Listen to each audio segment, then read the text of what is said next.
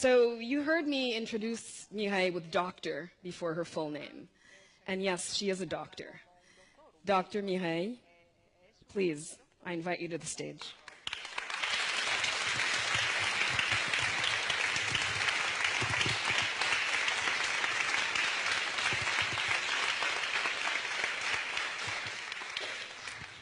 Thank you very much, Nigali. Well, my story can be given quite a number of titles. One could say it is a tragic story. Another could say it is a story of courage and perseverance. Well, I choose to call it a story of hope, a story of God, something one could call from ashes to beauty, a beautifully stained glass window.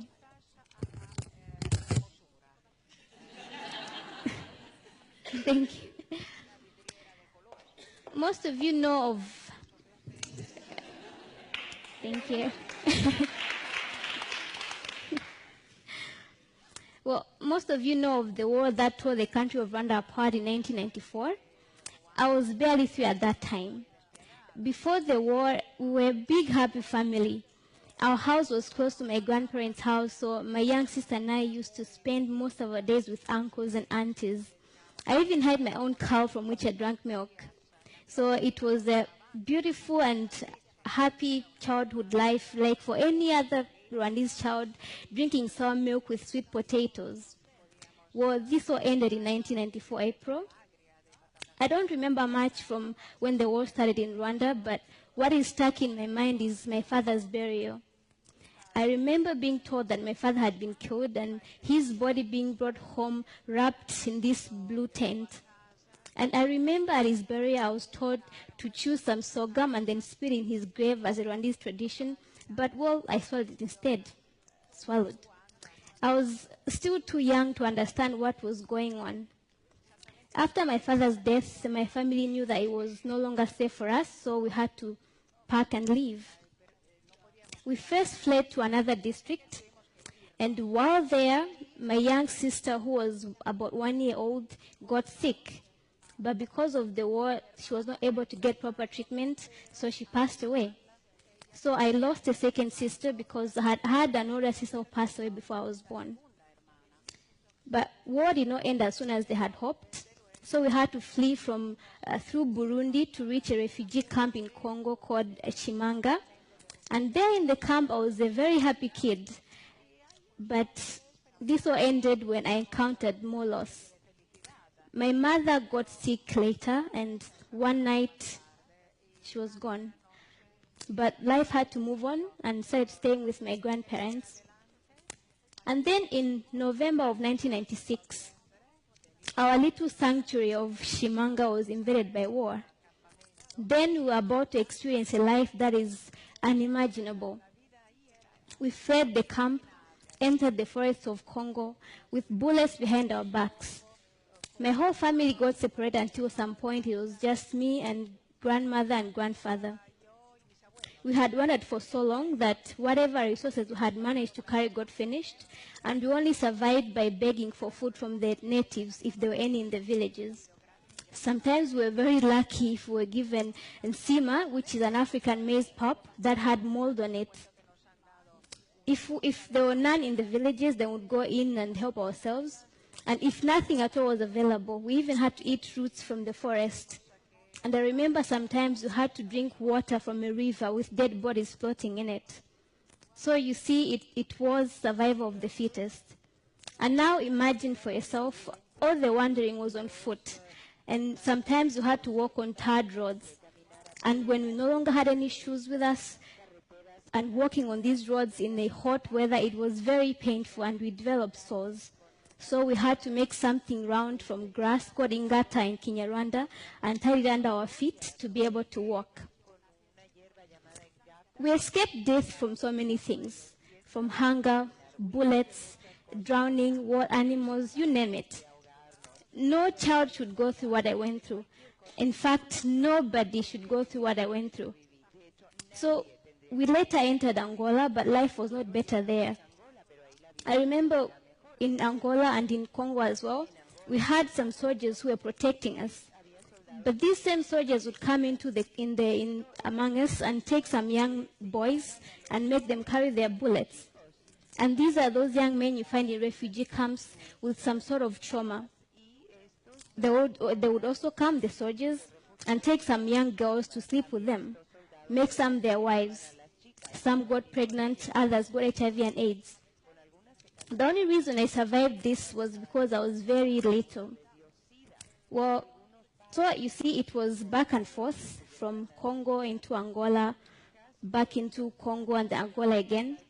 And by the time we reached Angola for the second time, my grandmother was very exhausted. And as for me, I was very malnourished. You can imagine with a big tummy and thin brown hair and swollen cheeks and feet. And as though I had not encountered enough loss, my grandmother passed away just before we reached a refugee camp. There was no crying at this time. My little heart had hardened after a long and painful journey of about 1 year. And had we not reached this refugee camp in Angola, I was also almost gone. But, well, in the camp there, we were later moved to Meheba refugee camp in Zambia. And after some time, my grandfather decided to move to Lusaka, which is Zambia's capital, for no any other reason but for his granddaughter to attend better education. My grandfather really believed in me so much. He never once said, she's just a girl, let me not waste my time on her, no. Then later, he learned about Dzaleka refugee camp in Malawi, that it had better schools, it had better conditions. So in September of 2000, we moved to Malawi. I immediately enrolled in Katubza Primary School, which is a JRS-funded school. And in the camp, life was not very bad for a child my age. I mean, I had food, shelter, friends, and a grandfather who loved me very much. So it wasn't that bad. And at school, I was always top of my class, and this really gave me joy because I got to make so many people proud, and, you know, I was very happy. And in grade 8, I got selected to go to Likuni Girls Secondary School, and the JIS paid for my school fees. And when I had just finished Form 2 in 2007, my grandfather suddenly got sick, and a few days later, he was gone. I cried uncontrollably that day, but life had to move on. And although I was in so much pain from the loss of my loved ones, it did not stop me from working hard, because I knew that my future, it was not certain. I didn't know what my future held, but I knew that my hard work would pay off, and really good grades consoled me. And in 2009, I sat for the national final examination, where I was among the top 6 students in the whole country. And at the award ceremony, Best Girl Award ceremony by the Zodiac Broadcasting Station, the Chinese embassy offered full scholarships to study in China. And there I was, among the scholarship awardees, a refugee, no status, citizenship status, no passport. I mean, how could I go? But thank God for this radio station and so many other people who fought for me, even in the parliament, until I was granted a Malawian citizenship. So in 2010, I was able to go to China and pursue medicine on a Malawian passport. If it was not for this chance, well, my future in terms of higher education was not certain, not at all. In China, I learned Chinese language for 1 year, then later proceeded to learn medicine in Chinese language, which, as you can imagine, was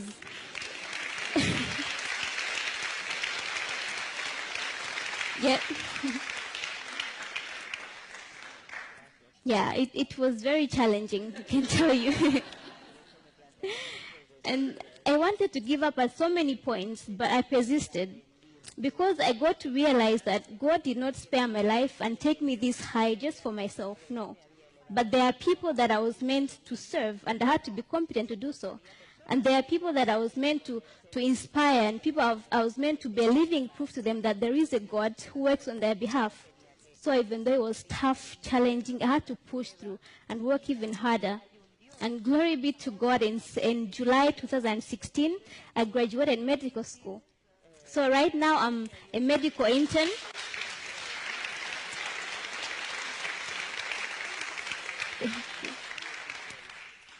Right now I'm a medical intern at Queen Elizabeth Central Hospital in Malawi. So before I went to China, I used to look at myself as just a girl with a tragic past who's gone through a lot, and it just ended there at tragedy.